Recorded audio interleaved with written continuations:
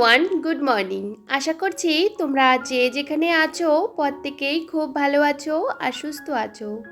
আমার আজ আরও একটি নতুন ব্লগে তোমাদের সকলকে জানাই অনেক অনেক ওয়েলকাম আর ভালোবাসা। দিনটা ছিল শুক্রবার আর এখন ঘড়ির কাঁটাতে বাজে সকাল 4:45। মানে বুঝতেই পারো এখন কিন্তু অনেকটা তাড়াতাড়ি সকাল হয়ে যায়। তবে এই গরম থেকে বাঁচার জন্য আমি সবসময় সকালবেলা উঠে নিজের মতন করে মাথাটা ঠান্ডা রেখে কাজকর্ম করতে ভীষণ ভালোবাসি। যাই হোক, সকালবেলা উঠে আমি আগে যেটা খাই ওই যে উষ্ণ গরম জল সাথে একটু লেবু মিশিয়ে নিলাম আর সেটা খেয়ে নিয়েছি। এটা আমার অভ্যাস হয়ে গেছে সবসময় খেতে খেতে, জানো তো। তো যাই হোক, একটু মাথাটা ঠান্ডা রেখে সবসময় বসে খাওয়ার চেষ্টা করি। আর বাইরের পরিবেশটা তো দেখতেই পেলে ভীষণ পরিমাণে ওই যে কুয়াশা কুয়াশা। আজকে দেখে একটু একটু হালকা হালকা কুয়াশার মতো লাগছিল। আর সকাল সকাল সবাই কিন্তু মর্নিং ওয়াক করছিল। আসলে সকালের পরিবেশটা দেখতে ভীষণ ভালো লাগে। আর একটু পরে তো রোদ উঠেই যাবে, তখন কিন্তু এরকম থাকবে না বাইরের দৃশ্যটা। যাই হোক, সকালটা থাকে ভীষণ শান্ত, তার মধ্যে কিন্তু ভীষণ ঠান্ডা ঠান্ডা ওয়েদার। তখন কাজ করতে ভীষণ ভালো লাগে আর কাজগুলো তাড়াতাড়ি হয়েও যায়। আজকে আমার ঘুমটা অনেক আগে ভেঙে গেছে, 4:15 আগে ঘুম ভেঙেছে। প্রায় ওই যে বিছানার মধ্যে আধা ঘন্টা মতো পড়েছিলাম, ভিডিওর কাজ করেছি, তারপরে ভাবলাম চলো সকাল হয়ে গেছে উঠে পড়ি। আমার মাঝে মধ্যে ঘুমটা বেশ ভালো হয়, মাঝে মধ্যে একদমই ঘুমটা হয় না, জানো তো। সে কারণে আমি আর পড়ে থাকি না, উঠে পড়ি। তো যাই হোক, ছেলে এই যে ঘুমাচ্ছিল, তারপরে ভাবলাম চলো কাজকর্মগুলো শুরু করে নিই। ঘর সবসময় গুছিয়ে রাখি রাতেবেলা, কিন্তু ওই যে সকালবেলা এদিক সেদিক হয়ে পড়ে আর সবটা গুছিয়ে নেওয়ারও চেষ্টা করি। আর ফ্রিজটাকে একটু ভালো করে মুছে নেব, কারণ ফ্রিজের মধ্যে সেরকম জিনিসপত্র নেই, সবটা খালি হয়ে গেছে। আজকে যাব ডক্টরের কাছে, সাথে বাজারঘাটও করে নিয়ে আসব। তো ভাবলাম জিনিসপত্র নিয়ে এসে এটার মধ্যে রাখবো, তার আগে এটা ভালো করে একটু ক্লিন করে নিই। তবে জানো তো, আমি সমস্ত জিনিসগুলো বাইরে নিয়ে ক্লিন করার দরকার হয় না। কদিন পর পর না আমি এভাবে ক্লিন করে নিই, ওই যে একটা কাপড় দিয়ে ভালো করে প্রত্যেকটা জায়গা। অনেক সময় টিস্যু দিয়েও পরিষ্কার করে নিই, ভীষণ ভালো কিন্তু পরিষ্কার হয়ে যায়। আসলে ফ্রিজের মধ্যে আমরা খাবার দাবার কত কিছু রাখি, আর সেটা যদি অপরিষ্কার হয়ে থাকে তখন আর ভালো লাগে না। আর ফ্রিজের মধ্যে না ম্যাট পাতলে কি বলো তো বন্ধুরা, ফ্রিজটা আর নোংরা হয় না, যা কিছু পড়ে ওই যে ম্যাটের মধ্যে পড়ে। আর সবসময় খাবার দাবার রাখলে না ঢেকে রাখা ভালো, তাতে কোনো রকম অসুবিধাও হয় না। যাই হোক, এই যে ভালো করে ফ্রিজটাকে মুছে নিয়েছি, এখন বাইরের জায়গাটা ভালো করে কিন্তু মুছে নেব। সত্যি কথা বলতে কাজকর্মগুলো পড়ে থাকলে না ভালো লাগে না, আগে থাকতে প্ল্যান করে রাখি কোন কাজটা স্টেপ বাই স্টেপ করব। আজকে বেশ কিছুদিন হয়ে গেছে ফ্রিজের মধ্যে জিনিসপত্র ভর্তি, সেরকম পরিষ্কার করতে পারছিলাম না। আর এই যে নিচের জায়গাটাও ভালো করে পরিষ্কার করে নিচ্ছিলাম। আগে না এটার মধ্যে আলু পেঁয়াজ টেস্ট রাখতাম, এখন আর প্রয়োজন হয় না, সেহেতু রাখি না। আর এই যে সুন্দর করে ফ্রিজটাকে একটু সরিয়ে নিলাম, কারণ পেছনে জল জমে আছে। আসলে কি বলতো, ফ্রিজের মধ্যে না ওই যে পেছনের জায়গাটাতে জল জমে থাকলে না কেমন একটা হয়ে থাকে, ভালো লাগে না আমার কাছে। তো কদিন ছাড়া ছাড়া জলটা কিন্তু বাইরে নিয়ে গিয়ে খুলে ফেলে দিই। আগে না ওই যে ভিজে কাপড় ভিজিয়ে ভিজিয়ে পরিষ্কার করতাম, তবে এখন এইটার সুবিধা আছে, কি বলতো, এটা খোলার সিস্টেম আছে আর কি, সেহেতু আমি খুলে বাইরে জলটা ফেলে দিয়ে আবার একটু পরিষ্কার করে ধুয়ে আবার এটা লাগিয়ে দিই। তাতে ভীষণ সুবিধা হয়, না হলে ওই যে কাপড় ভিজিয়ে ভিজিয়ে পরিষ্কার করতে গেলে না অনেকটা সময়ের দরকার হয়। তো এটা এভাবে খোলা যায়, সেহেতু আমি এভাবেই পরিষ্কার করে নিই। তবে জানো তো, আমি প্রত্যেকটা জায়গা পরিষ্কার পরিচ্ছন্ন করে রাখতে ভীষণ ভালোবাসি। আসলে এটা আমার একটা নেশা হয়ে গেছে।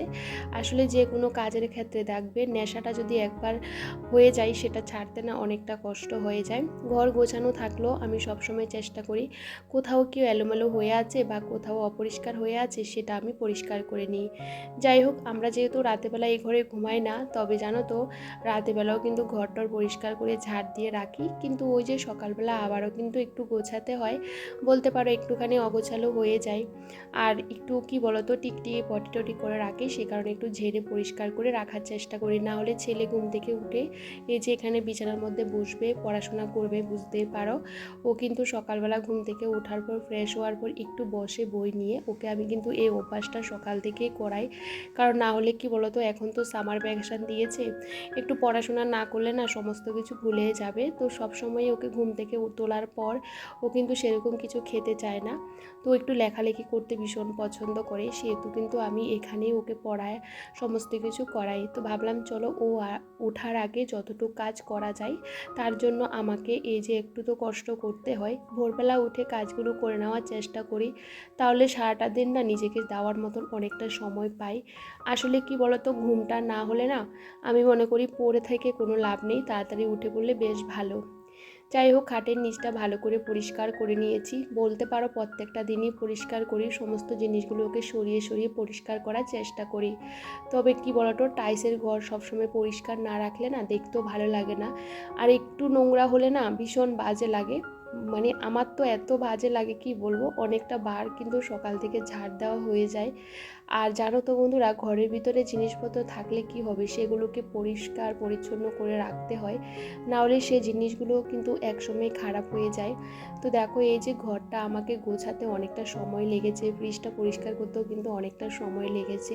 তো যাই হোক, প্রত্যেকটা জায়গা যখন পরিষ্কার পরিচ্ছন্ন থাকে না, তখন বেশ ভালো লাগা কাজ করে। কারণ জানো তো, সারাদিনের পরিশ্রমের পর আমাদের শান্তির জায়গা হলো এই যে বাড়িটা, এই যে ছোট্ট সংসারটা, এটার মধ্যে আমার অনেক মায়া স্মৃতি জড়িয়ে আছে। কারণ যে সংসারে আমি প্রথম থেকে এসে এখানেই ছিলাম, আর আমার বাড়িতে ছিল না কোনো জিনিস, আস্তে আস্তে আমি একটু একটু করে এটাকে বাড়িতে পরিণত করেছিলাম।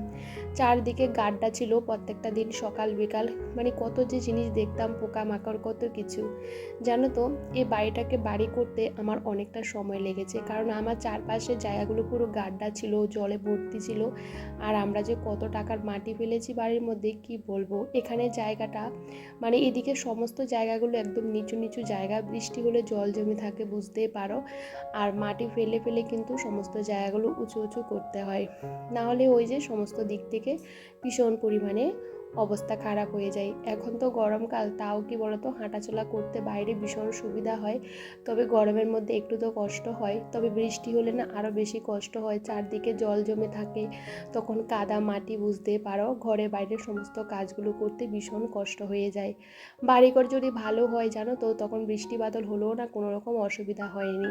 বেশ কিছুদিন ধরে আমাদের এখানে ওয়েদারটা ভীষণ বাজে বাজে করে আর কি। মানে সন্ধ্যার দিকে, কালকেও না সন্ধ্যার সময় মনে হচ্ছিল ঝড় বৃষ্টি আসবে, কিন্তু আসেনি।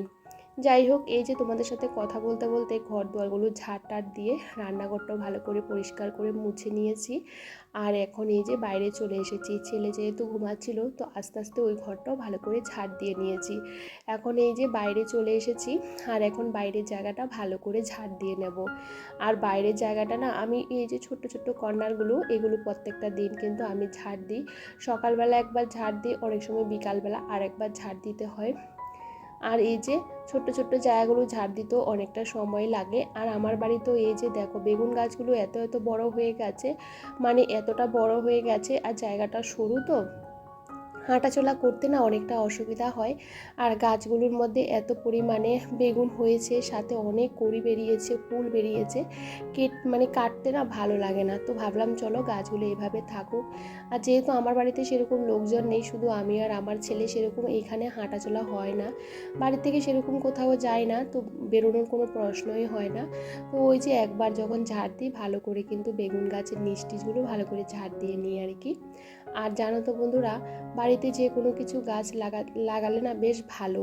কারণ কি বলতো, কিছু পয়সা যদি আমরা সঞ্চয় করতে পারি বাড়িতে কিছু শাকসবজি লাগিয়ে, তাহলে কোনো রকম অসুবিধা হয় না। না হলে কি বলতো, বাইরে গিয়ে যেতে হয়, বাজার করতে হয়, বাজার থেকে নিয়ে আসতে হয়। সে কারণে বাড়িতে একটু জায়গা থাকলে না এইটা সেটা লাগালে না অনেকটা প্রয়োজন হয়ে যায় আর কি, মানে সেরকম বাজার করতেও হয় না। তো যাই হোক, এই যে বেগুন গাছের মধ্যে জল দিয়ে দিয়েছিলাম। আর এখন যেহেতু অনেকটা সকাল, সবাই সবার মতন করে ঘুমাচ্ছে, আর আমি কিন্তু ওই যে কখন ভোর সকাল হবে, কখন উঠবো, এটাই কিন্তু আমার মধ্যে কাজ করে। যাই হোক, এই সকালে ওঠাটা আমার কিন্তু অনেক দিন আগের অভ্যাস হয়ে গেছে। মানে ভোর হলে কিন্তু আমি উঠে পড়ি, একদম বিছানার মধ্যে থাকতে পারি না। তো যাই হোক, এই যে গাছে জল দিলাম, এখন বেগুন গাছে কিছু কিছু বেগুন তুলে নিচ্ছিলাম, মানে অনেক বেগুন হয়েছে।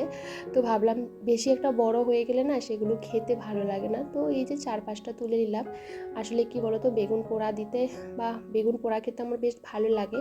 তো ভাবলাম আজকে দুটো বেগুন পোড়া করবো, সবগুলো তো আর করতে পারবো না, এত খাওয়ার লোক নেই, তো দুটোই করব। তো বেগুনগুলো তুলে নিয়ে আসলাম, আর বাড়িতে যে গাছগাছরা ছিল, কুমড়ো গাছ, তারপরে ওই যে লাউ গাছ, সমস্ত গাছে জল দিলাম, কিছু ফুল গাছেও জল টল দিলাম। তারপরে ভাবলাম চলো এই যে ঘরগুলো মুছে নিই, কারণ ছেলে এখন ঘুমাচ্ছে, এখন বাজে 6টা। তো ভাবলাম চলো স্নান পুজোটা সেরে নেব। সত্যি কথা বলতে কি বলতো, আমি কখনো বিলাসিতা করি না, আমি সবসময় নিজের মতন করে সংসারের কাজগুলো করতে ভীষণ ভালোবাসি। আর জানো তো, বাড়িতে কিছু গাছ বা সবজিপাতি লাগালে না নিজের কিন্তু অনেকটা দরকার লেগে যায়। আসলে কি বলতো, আমাদের মতন পরিবারের বউরা যদি 2 টাকা যদি সেভ করতে পারে কোনো দিক দিয়ে, তাহলে কিন্তু নিজের অনেকটা কাজে লেগে যায়। তবে জানো তো, আমার বাড়িতে কিন্তু সেরকম বেশি জায়গা নেই, ওই যে ছোট ছোট জায়গা কয়েকটা আছে, এগুলোর মধ্যে কিন্তু আমি অনেক কিছুই লাগিয়েছি, পুঁই গাছ টুই গাছ সমস্ত কিছুই আছে। তো যাই হোক বন্ধুরা, আমি মনে করি নিজের বাড়িতে যদি কিছু হয় না, সেটা শান্তি মনে হয় কোথাও পাওয়া যায় না। আর দেখবে একার সংসারে না অল্প অল্প কিছু দিয়ে কিন্তু সংসারটা কোনো রকম চালিয়ে নেওয়া যায়। যাই হোক, এদিকে স্নানটা সেরে নিলাম, এখন পুজো করতে চলে আসলাম। আর এদিকে পুজো করতে করতে ছেলেও কিন্তু ঘুম থেকে উঠে গেছে, উঠে কিন্তু খেলা শুরু করে দিয়েছে। তো ভাবলাম চলো পুজোটা আগে সেরে নিই, কারণ ওর মতন একটু খেলা করুক, তারপরে ওকে ফ্রেশ করাবো। সত্যি কথা বলতে সকাল সকাল যদি স্নান পুজো সমস্ত কাজগুলো হয়ে যায় না, তখন বেশ ভালো লাগা কাজ করে। যাই হোক, এই যে সুন্দর করে আমার পুজোটা হয়ে গেছে, আর সকাল সকাল পুজোটা করে নিয়েছি। আর গাছের ফুলগুলো এখন ভালো করে ফুটেও নি, তো যেটুকু ফুটেছে ওইটুকু দিয়ে পুজোটা করে নিয়েছি। আর এখন বাজে 7টা 10, তার মধ্যে ছেলেকে ফ্রেশ করালাম। আর এদিকে কিন্তু ছেলেকে ফ্রেশ করিয়ে আমি কিন্তু বই খাতা পেন্সিল বের করে দিয়েছি, ওকে বলেছি তুমি একটু পড়তে বসো। আসলে আমার ছেলে যে যে জিনিসগুলো লিখতে পারে শিখে গেছে, সেগুলো কিন্তু বারবার ওকে আমি ট্রাই করাচ্ছি, কারণ না হলে ভুলে যাবে। যেহেতু সামার ভ্যাকেশান, ওদের একটা মাস বন্ধ দিয়েছে, বুঝতেই পারো। আসলে কি বলতো, স্কুলটা খোলা থাকলে না বেশ ভালো হতো, কারণ এই যে এভাবে বাড়িতে থাকে সেরকম পড়াশোনা করে না, জানো তো, অল্প অল্প করে বসে আর কি, সেরকম বসতে চায় না। তারপরও আমি কিন্তু 2বার 3বার করে ও যখনই ইচ্ছে হয় তখনই কিন্তু আমি একটু পড়িয়ে নিই আর কি। তবে যাই হোক, এই যে ঘরটা গুছিয়ে নিয়েছিলাম, ছেলে যেহেতু দেরি করে উঠেছে, সকালে তো ঘর দুয়ারগুলো ভালো করে ঝেড়ে মুছে নিয়েছি, কিন্তু ঘরগুলো যখন অগোছালো থাকে তখন ভালো লাগে না। তো ভাবলাম চলো বেডরুমটা আগে গুছিয়ে নিই। যাই হোক, এই যে এখন আমি কিন্তু ঘরটা ভালো করে গুছিয়ে নিয়েছি। আর ছেলের জন্য কিন্তু আমি টিফিনটাও বানাতে বসিয়ে দিয়েছি। কালকে ছেলেকে আমি বড়া বানিয়ে খাইয়েছিলাম, সে আজকেও বলছে আমি বড়া খাবো, আমাকে বড়া বানিয়ে দাও। তো ভাবলাম চলো ওটা বানিয়ে দিই। তার মধ্যে এই যে আমি ঘরটাও গুছিয়ে নিয়েছি। আর ও কিন্তু এখানে বসে গেছে লেখালেখি করতে আর কি, পড়তে। এই যে বই নিয়ে কিন্তু বসে যায়, কিন্তু ওর মতন করে লেখে, আমাকে না ধরতেও দেয় না, পেন্সিল কিছুই দেয় না আর কি। আমি যে ওকে শেখাবো সেটাও আমাকে দেয় না, মানে ওকে আমি মুখে বলি ও লিখে। যাই হোক, ও লিখছিল। তারপরে ভাবলাম চলো আমি সকালে ব্রেকফাস্টটা বানিয়ে নিই আমার জন্য। এই যে কালকে রাতে না ছোলা ভিজিয়ে রেখেছিলাম বেশ খানিকটা আমার ছেলেকে খাওয়ানোর জন্য, কিন্তু কিছুতেও ছোলা খেতে চায় না, জানো তো।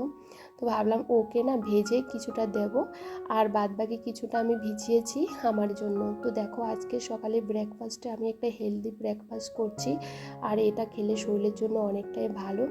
আসলে কি বলতো, সকালবেলা চা খাওয়ার অভ্যাসটা না আস্তে আস্তে ছেড়ে দিচ্ছিলাম, কারণ চাটা না শরীরের জন্য একদম ভালো না।